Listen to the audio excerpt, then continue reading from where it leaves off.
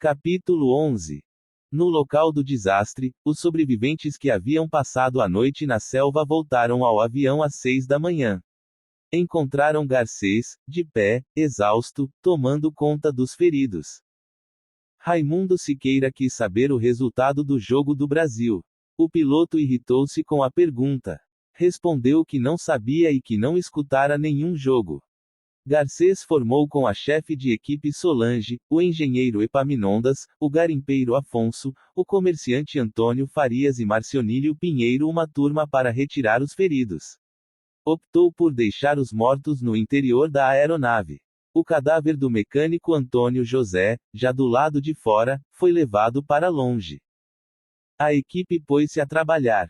Deram preferência às crianças. Thaís foi solta juntamente com a mãe, Cleide Paiva. Marinês Coimbra sentiu enorme alívio ao ver a perna de Bruna libertada. Antônio Farias surgiu à porta do avião, carregando nos braços uma menina, que entregou a Solange. Quem é a mãe desta aqui? Perguntou a chefe de equipe, exibindo a criança, que choramingava. Liceia, que passara a noite chorando a morte de Débora, correu ao encontro da filha.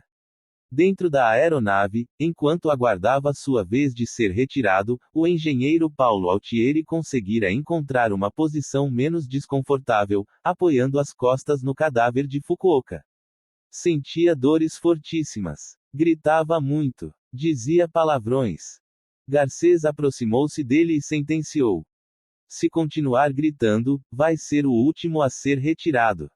De vez em quando, o superintendente do Ibama, José Maria Gadelha, que, mesmo ferido, procurava ajudar os que se encontravam em pior estado, trazia água ou suco para Altieri. Solange conseguiu libertar Roberto Regis. Mas não suas roupas, que ficaram enganchadas nas ferragens. Ela ajudou o corpulento passageiro, vestido só de cuecas, a arrastar-se para fora do Boeing. A equipe de socorro precisou remover diversas filas de poltronas para soltar Maria Delta Cavalcante. Aparentemente, ela só machucara as pernas. Tinha, entretanto, uma hemorragia no pulmão, perfurado por uma costela fraturada, e uma lesão nos rins. Pouco depois, saíram o garimpeiro Manoel Alencar, o mais supliciado entre os feridos, e Régia Azevedo. Evandro, marido de Régia, continuou preso. Alguns sobreviventes examinaram os destroços e a área do desastre. Puderam ver que o charuto do Boeing passara miraculosamente entre duas árvores gigantescas e que o nariz se imobilizara a 10 metros de outra, mais espessa ainda. O comandante localizara o rádio beacon do avião, também conhecido como ELT, Emergency Locator Transmitter, que enviava sinais de alarme em casos de acidente. Esse aparelho era operado manualmente, ao contrário do dispositivo radioimpacto, acionado automaticamente pela desaceleração ocorrida no momento da queda.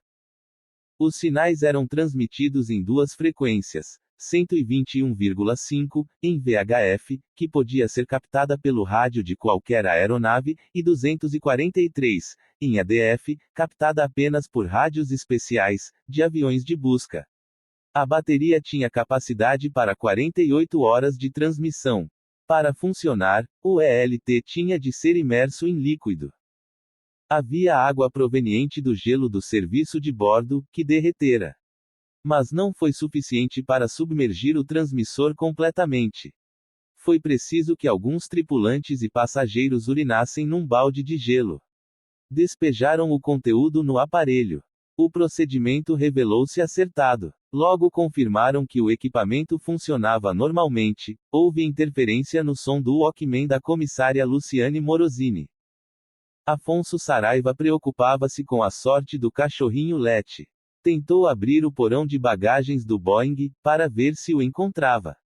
Não conseguiu. Encostou o ouvido na chapa de alumínio, para ver se ouvia algum latido. Nada. Sem falar português, e sem nunca ter contato com uma floresta tropical, o italiano Giovanni Mariani sentia-se abandonado em meio aos outros feridos. Quebrara duas costelas. Encolhido, assombrado com o tamanho das árvores, apavorava-se com os insetos, uns voando ao seu redor, outros sitiando-o no chão da floresta. Mesmo tendo ciência de que o rádio beacon funcionava, significando que, mais cedo ou mais tarde, as equipes de busca os encontrariam, Garcês não sabia quanto tempo levaria para isso acontecer. Era preciso, portanto, tomar providências para garantir a sobrevivência do grupo até a chegada do socorro. Ele e Solange fizeram um inventário dos líquidos, mantimentos e remédios de que dispunham. O conteúdo do estojo de medicamentos era de pouca, ou nenhuma, utilidade naquela situação: analgésicos, antidiarreicos, remédios contra enjoo, mercurocromo, curativos Band-Aid. O estoque de líquidos se resumia a 2 litros de água mineral, 6 garrafas de Coca-Cola e 6 de Guaraná, que haviam sobrado do longo voo e do consumo descontrolado ocorrido durante a noite. Garcês determinou um racionamento. Cada pessoa tinha direito a um copinho, dos de café, a cada 4 horas. Sobrara pouca comida, mesmo assim, aqueles salgadinhos safados que as empresas aéreas servem em etapas curtas. Prensados uns contra os outros na hora do pouso forçado, haviam se transformado numa espécie de paçoca, de péssima aparência. Havia também frutas, maçãs, laranjas, tangerinas, peras, não muita coisa, sobras do lanche da tripulação.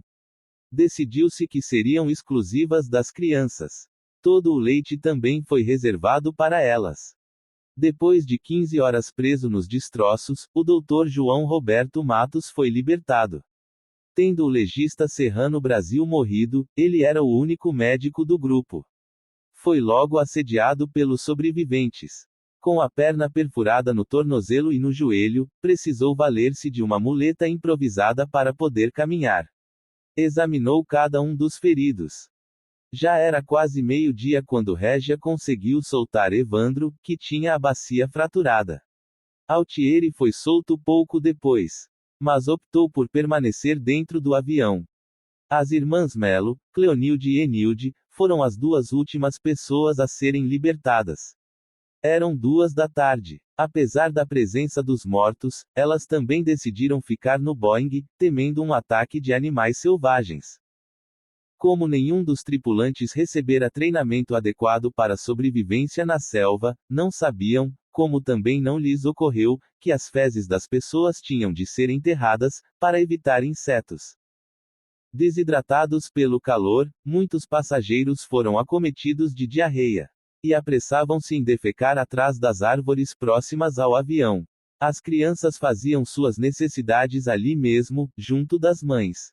Regina Célia Saraiva, que tinha um bom estoque de fraldas descartáveis, de Ariadne, não se preocupava em pôr o material usado em sacos plásticos. Jogava-o em qualquer lugar. Muitos feridos, na impossibilidade de se locomover, urinavam e defecavam nas próprias roupas. Logo surgiram indefectíveis moscas, que pousavam nas fezes e, em seguida, nas feridas dos sobreviventes. Os bernes, larvas de moscas, encontravam seu habitat ideal no calor úmido dos ferimentos, desencadeando o processo de apodrecimento das carnes dilaceradas. Num buraco na testa do advogado Rocco Sarno, por exemplo, varejeiras enxameavam ao redor da meninge exposta. Com o estresse provocado pelo acidente, quase todas as mulheres menstruaram. Dea, que já embarcara em Imperatriz menstruada, viu-se obrigada a dividir seu pacote de absorventes com as outras. Cada uma teve direito a um apenas.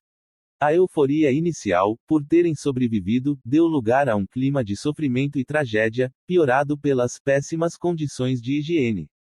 Sem ter como prestar algum tipo de socorro prático aos filhos feridos, as mães se limitavam a consolá-los, esperando, aflitivamente, que algum tipo de socorro chegasse logo.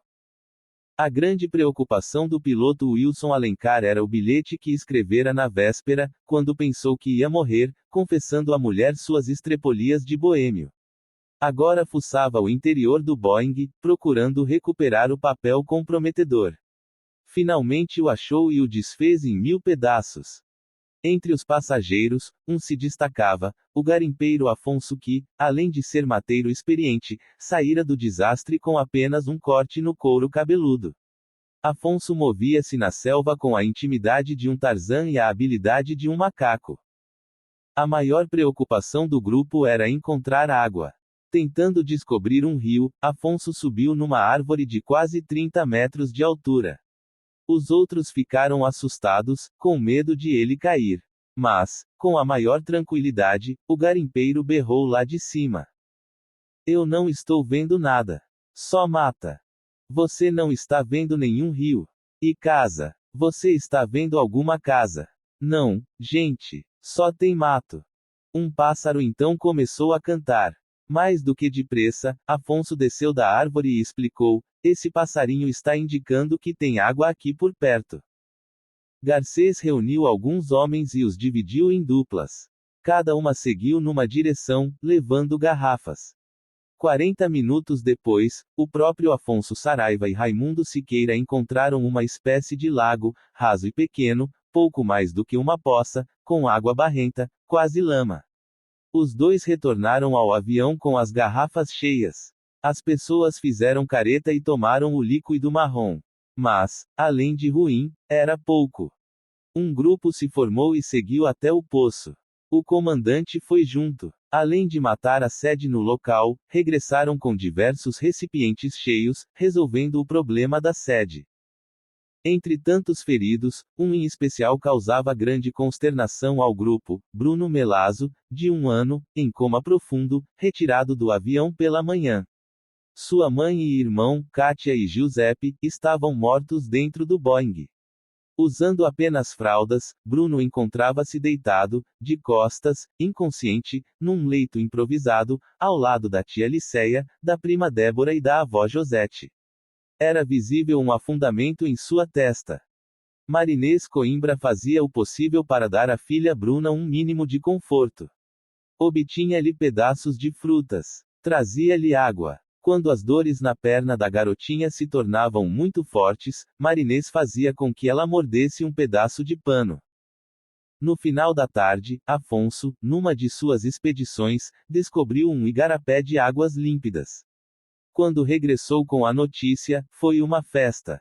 Diversos sobreviventes, inclusive alguns feridos, foram lá beber à vontade, e até tomar banho. Desde a queda do avião, Ariadne Suelen não passara sequer um simples desconforto, com exceção, é claro, do calor. Não sentira fome, pois a mãe a amamentara. Muito menos sede. Acostumada à vida no garimpo e a se virar no mato, Regina captara água de chuva retida nas bananeiras. Mais tarde, quando Afonso descobriu o igarapé, Regina foi até lá. Voltou equilibrando na cabeça um recipiente cheio d'água. Deu banho na filha e de beber a diversos feridos. Quase na hora do pôr do sol, Afonso deu nova alegria ao grupo, ao descobrir, perto do igarapé, uma picada, sinal inequívoco de presença humana em algum local ali por perto. Dentro do Boeing, Paulo Altieri não quis passar outra noite em meio aos mortos. Rastejou até a porta traseira e gritou por socorro. Surgiu Gadelha, que o ajudou a sair. Régia oferecia dinheiro a quem a ajudasse a retirar Evandro do avião. Ele estava deitado ao lado de um cadáver, cuja pele tornara-se roxa e do qual começava a exalar um odor putrido.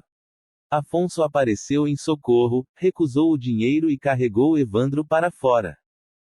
Entre os sobreviventes, restavam na aeronave o mecânico José de Jesus Manso, com fratura no fêmur, e as irmãs Enilde e Cleonilde. O estado de Cleonilde piorara muito nas últimas horas.